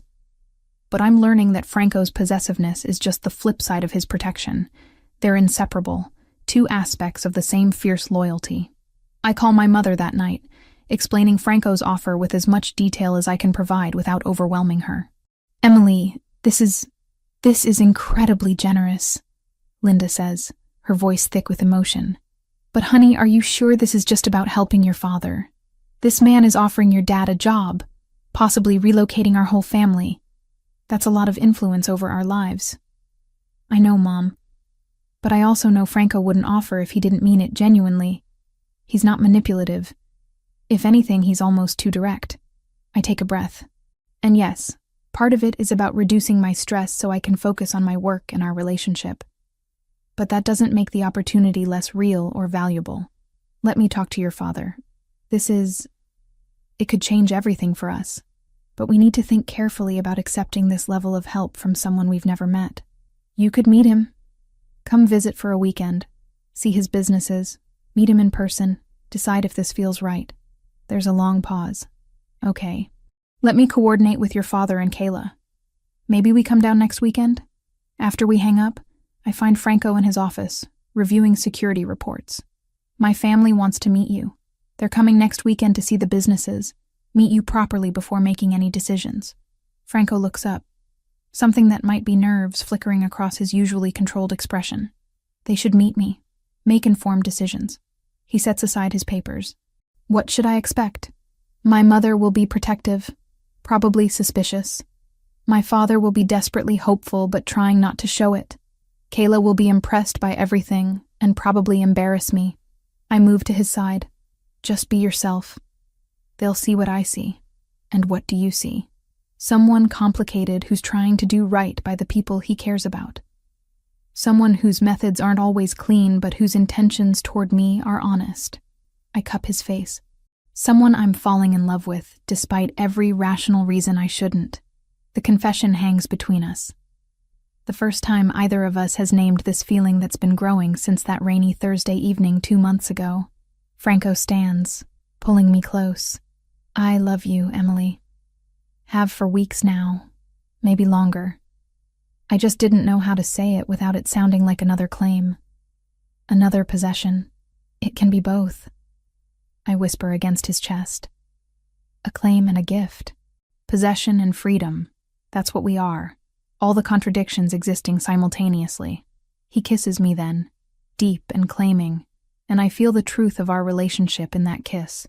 Complicated, intense, built on foundations that include both danger and devotion. When we break apart, Franco keeps me in his arms. Whatever your family decides, whatever happens with the negotiations, whatever complications arise, you're mine, and I'm yours. That's the only certainty that matters. I want to argue about certainty in an uncertain world, want to point out all the ways this could still fall apart, but standing in his arms, feeling the solid reality of his presence, I choose to believe in the one certainty he's offering. Sometimes love means accepting the complicated truth that protection and possession can exist alongside genuine care, that a man who operates in moral gray areas can still love with absolute clarity. That choosing someone dangerous doesn't make the choice wrong. It just makes it conscious. And I'm choosing Franco Ravellini, fully aware of exactly what that choice means. The abduction happens on a Wednesday afternoon in early December, 3 weeks after Franco's negotiations with the Yakuza Yamaguchi began showing real progress. I'm leaving the office building for a quick coffee run, approved by Thomas, within the established safe zone, with Michael trailing 20 feet behind as additional security. Everything follows protocol perfectly, until it doesn't. The man who approaches me looks like any other businessman on a Manhattan sidewalk. Nice suit, briefcase, perfectly normal expression. He asks for directions to a restaurant 2 blocks away. I start to answer, pointing east, when something sharp presses against my ribs. Don't scream, he says quietly in accented English. Walk with me to the car. If you alert your guard, I'll kill you both. My mind goes blank with terror, then floods with everything Franco taught me about not showing fear, about staying calm in dangerous situations, about calculating odds of survival. The car is a dark sedan parked at the curb, engine running. Another man in the driver's seat.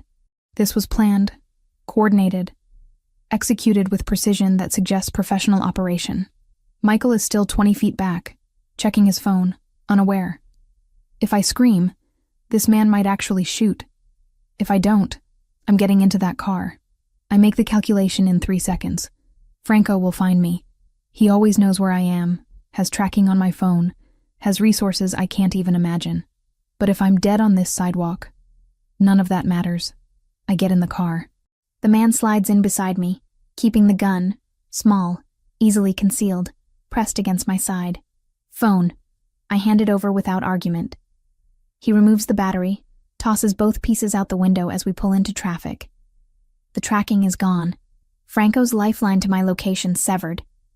Terror threatens to overwhelm me, but I force it down. Remember what Franco said about fear being useful, only if it keeps you alert. About panic making you vulnerable. Where are you taking me? Quiet. The drive lasts maybe 30 minutes, though tracking time becomes difficult when adrenaline makes every second stretch.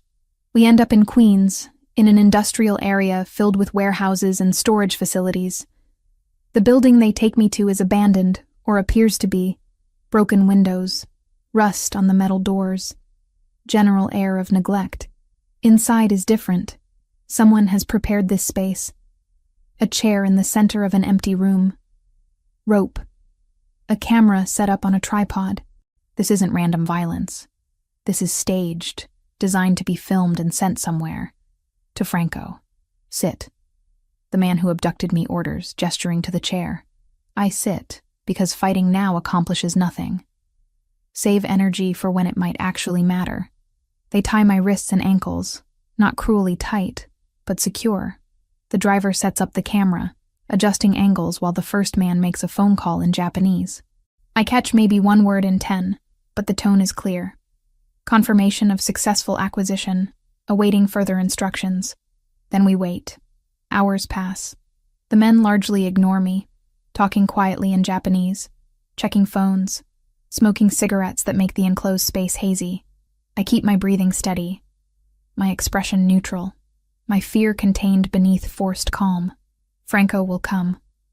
I have to believe that. He has connections, resources, people who owe him favors throughout this city. He'll find me. I just have to stay alive long enough. Around what I estimate is hour 10, maybe 11. Hard to tell with no windows, no phone, no way to track time beyond the growing ache in my bound limbs. Something changes. The men get a call, conversation rapid and urgent. Then they're moving, gathering their things, the camera, everything. Your boss is very resourceful. The first man says to me, almost admiringly, faster than we expected. This location is compromised. They leave. Just leave me tied to the chair in an abandoned warehouse with no phone, no way to call for help, no certainty that anyone is actually coming. The fear I've been containing breaks free. I pull against the ropes, accomplishing nothing except rope burn on my wrists. Try to tip the chair, thinking maybe I can slide across the floor, reach something, anything. Then I hear it. Footsteps. Multiple people moving through the building with purpose. Emily! Franco's voice, raw with something I've never heard from him before. Fear. Actual fear. In here! I call back, my voice cracking with relief. The door explodes inward. Not opened. Exploded. Someone kicked it with enough force to break the lock entirely. Franco comes through first, Joseph and Marco flanking him, all three armed with guns drawn. Franco's eyes find me in the chair, scan me for injuries, and what I see in his expression makes my breath catch. This isn't controlled Franco, careful Franco who always maintains composure. This is someone barely containing violence, someone whose control is fracturing at the edges. Are you hurt? He demands, already moving to me, holstering his gun to work on the ropes binding my wrists. No, scared, but not hurt. They just tied me here and waited. Waited for what? Joseph asks, already securing the perimeter. I don't know. They got a call maybe 30 minutes ago, said the location was compromised, and they left. Franco finishes with my wrists, moves to my ankles. His hands are shaking, actually shaking, and when he looks up at me again, I see the crack in his armor fully. I thought I'd lost you, he says quietly. 12 hours of not knowing where you were, if you were alive, if they were hurting you. I pull my hands free the moment he loosens the last rope and cup his face. I'm okay. I stayed calm. I didn't fight. I waited for you to find me like you said you would. He pulls me against him with enough force to make me gasp, his face buried in my neck. I feel him breathing me in, feel the tremor running through his powerful frame, feel the absolute terror he's been containing for 12 hours, finally releasing now that he has me back. We need to move, Joseph says gently. This area might not stay safe. Franco pulls back, composing himself with visible effort. But when he stands, helping me up, I notice what I couldn't see before. Blood on his knuckles, a spatter across his shirt collar. He came straight from somewhere violent, somewhere he got answers about my location through methods I probably don't want to know about. The drive back to his brownstone passes in tense silence. Franco keeps his arm around me, holding me against him like he's afraid I'll disappear if he loosens his grip. Thomas drives faster than normal, running yellows, taking corners sharp, getting us to safety with urgency that suggests the danger isn't completely over. At the brownstone, Franco leads me upstairs to his bedroom. Shower. Change into something comfortable. I'll bring food. Franco, please, Emily, let me take care of you right now. We'll talk after. The shower is good, washing away 12 hours of terror and warehouse dust and adrenaline sweat. When I emerge in borrowed clothes, his clothes, a t-shirt and sleep pants that hang on me, Franco is sitting on the edge of the bed, elbows on his knees, head in his hands. Hey, I say softly. He looks up, and the expression on his face breaks my heart. This is Franco stripped of every defense, every careful control, showing me the raw fear that's been eating at him. I failed you, he says simply. All the security, all the protocols, all my promises that you'd be safe, and they took you anyway. They took you, and I couldn't stop it. I moved to sit beside him, taking his hand. They took me because I followed the protocols. I didn't scream, didn't fight, didn't get myself killed on that sidewalk. I stayed alive because you taught me how to handle fear. You didn't fail me, Franco. You saved me. 12 hours, he repeats, his voice hollow. Do you know what I did in those 12 hours? Probably things I shouldn't know about. I found the Yakuza lieutenant who ordered your abduction. I made him tell me where you were. Franco's eyes meet mine, dark and haunted. I hurt him, Emily, badly, and I'd do it again without hesitation. Because he took you from me.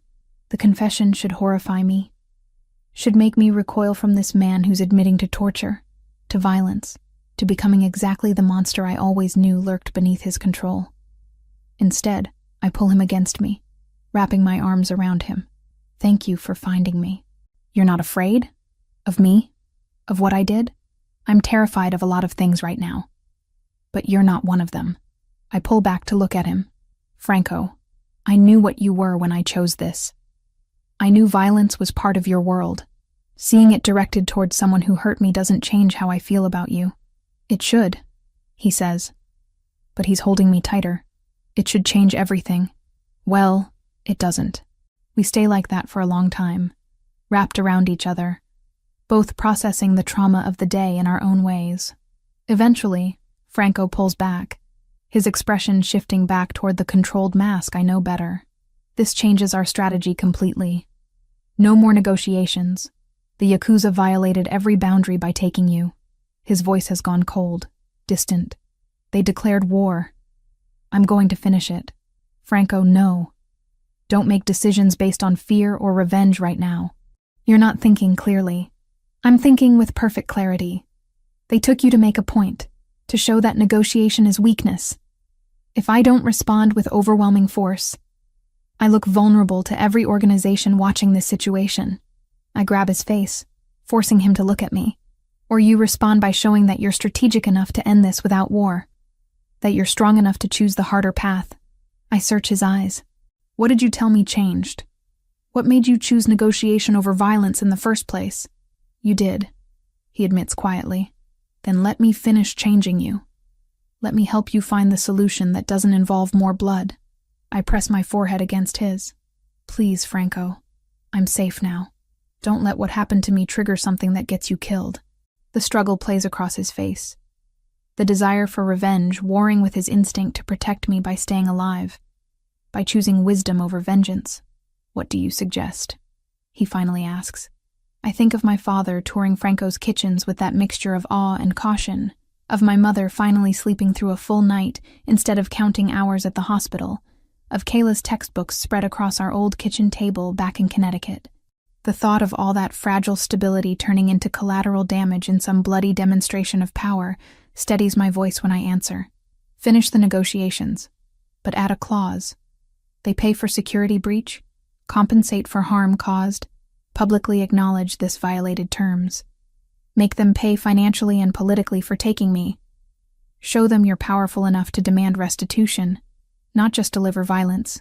Franco considers this, and I watch as the strategic mind I've come to respect takes over from the terrified lover who thought he'd lost me. That's actually brilliant, he admits. Forces them to acknowledge fault, costs them money and reputation, establishes clear consequence without triggering war. He kisses me softly. When did you become so strategic about criminal negotiations? I've been paying attention for 3 months. Learning from the best. He smiles, actually smiles, and some of the tension drains from the room. You're staying here. Not going back to your apartment. Not going to work until this is fully resolved. Agreed? Agreed. Though Franco, I need to call my family. They were supposed to visit this weekend, and I need to let them know I'm okay without explaining what actually happened. We'll call them together in the morning. Tonight, you rest. You've been through trauma, Emily. Let yourself process it. I don't know yet that the next few nights will bring warehouse shadows every time a car door slams outside, that I'll flinch at the sound of the elevator and have to breathe through the spike of panic until my body remembers I'm safe.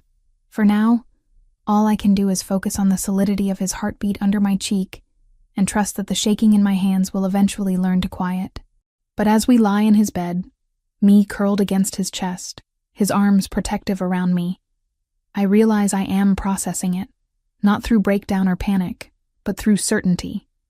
Certainty that choosing Franco means choosing this life, these dangers, these moments of terror balanced against moments of profound connection. I love you, I whisper into the darkness. Even after today, maybe especially after today, I love you. His arms tighten. I love you too, more than I thought possible to love anyone. And I swear to you, Emily, they will never touch you again. Whatever it takes, however I have to structure my operations, you will be safe. It's a promise he can't absolutely keep. We both know that. But lying in his arms, feeling the steady beat of his heart, I choose to believe him anyway.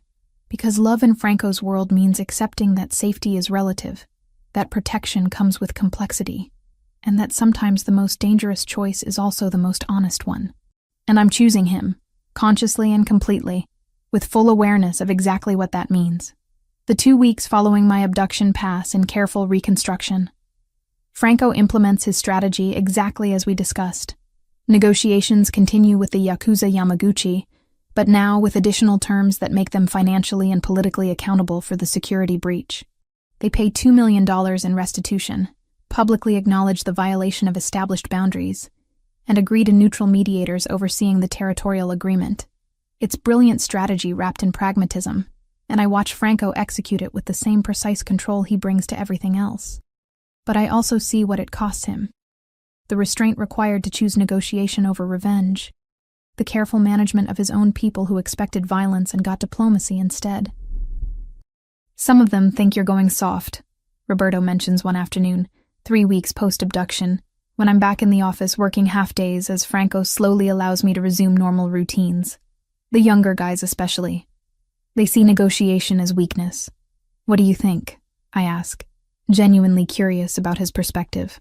I think Franco is smart enough to know when violence serves his interests and when it doesn't. War with the Yakuza would have cost lives, money, and territorial stability for years. This way, we got compensation, established clear boundaries, and showed we're powerful enough to demand accountability without firing a single shot.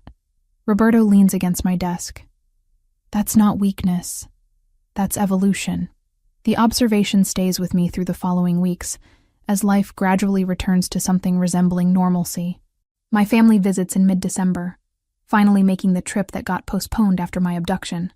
I don't tell them what happened, just that there were security concerns that required delay.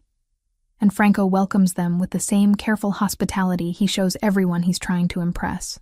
My father James is 58, but looks older. The weight of 2 years' unemployment visible in his posture, his hesitant handshake. My mother Linda has the exhausted competence of someone who's been carrying too much for too long. And my sister Kayla is 19 and wide-eyed at everything. The brownstone, Franco's obvious wealth, the way people defer to him with respect that borders on fear. Franco shows them the restaurant operations personally, walking them through 3 different locations across Brooklyn. He's impressive without being showy, explaining the business model, the management structure, the actual job he's offering my father with genuine respect for his experience. "Mr. Richardson," Franco says over lunch at one of his restaurants, "I've reviewed your resume and references. Your facilities management experience is exactly what we need to coordinate operations across multiple locations. The position is yours if you want it. Salary of $85,000, full benefits. Start date flexible based on your needs." My father's hands shake slightly as he processes this. That's very generous, Mr. Ravellini. But I have to ask, why? Why offer this to someone you've never met? Because Emily matters to me. Because ensuring her family's stability reduces stress that might affect her work and well-being. And because I genuinely need someone with your skill set. Franco's directness is refreshing. This isn't charity, Mr. Richardson. It's practical business that happens to benefit everyone involved. Later, when my parents are touring one of the restaurant kitchens with the manager, Kayla corners me in a quiet hallway. "Emily, your boyfriend is kind of terrifying," she whispers. "Like he's nice. But there's something underneath. Something dangerous." "I know," I say simply. "And you're okay with that?" I think about the question. About everything I've learned in 4 months with Franco. I'm choosing it consciously, with full awareness of what it means. That's different than being okay with it. It's accepting complexity. Kayla studies me for a long moment. "You love him. Very much. Then I'm happy for you, even if he is scary." My parents accept Franco's offer that evening. The relief on my father's face when he shakes Franco's hand is worth every complicated choice that led here. They'll relocate to New York in January, giving my father time to start the new position and my mother time to transfer her nursing license. After they leave, Franco pulls me into his arms in the quiet of his brownstone. "That went well? You were perfect with them." "Thank you for that. I meant what I said. It benefits me to have your family stable and close. You'll worry less, focus better, and I get the satisfaction of fixing a problem that's been hurting you." He kisses my forehead. Pragmatism wrapped in care. December slides into early January with the kind of peaceful routine I never expected to find in Franco's world. The Yakuza agreement holds. Territorial boundaries respected, no further incidents.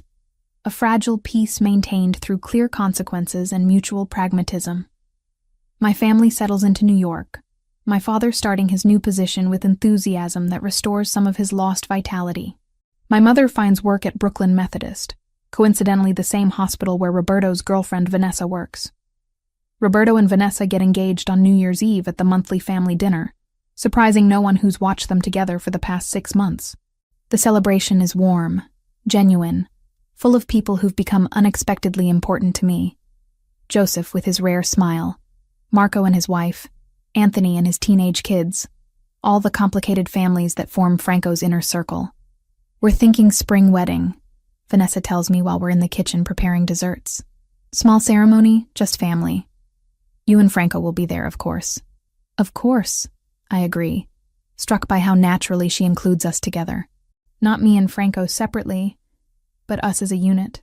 That night, lying in Franco's bed with his arms around me, I process how much has changed in 5 months since that rainy Thursday when Roberto asked if I was single. "What are you thinking about?" Franco asks, fingers tracing patterns on my shoulder. How different everything is now. How I'm different. Regrets? No. I turn to face him. Concerns, yes. Questions about what comes next, always. But no regrets about choosing you. Franco's expression softens in the darkness. I was going to wait. Plan something elaborate, something that matches the importance of the question. But Emily, he sits up, reaching into the nightstand drawer. When he turns back, he's holding a small velvet box. My breath catches. 5 months ago, you were invisible furniture in my office. Now you're the reason I wake up, the person I trust most in this world, the only future I want to build. He opens the box, revealing a ring. Diamond, elegant, understated in a way that's perfectly us. Marry me, not because it's expected or convenient, but because I love you and want you permanently in my life in every way that matters. I should probably ask for time to think. Should consider all the complications, the dangers, the reality of being married to someone in Franco's position. Should be practical and cautious and smart. Instead, I say, yes. He slides the ring onto my finger, perfect fit, like he measured somehow without me noticing, and kisses me with an intensity that conveys everything words can't capture. You're sure?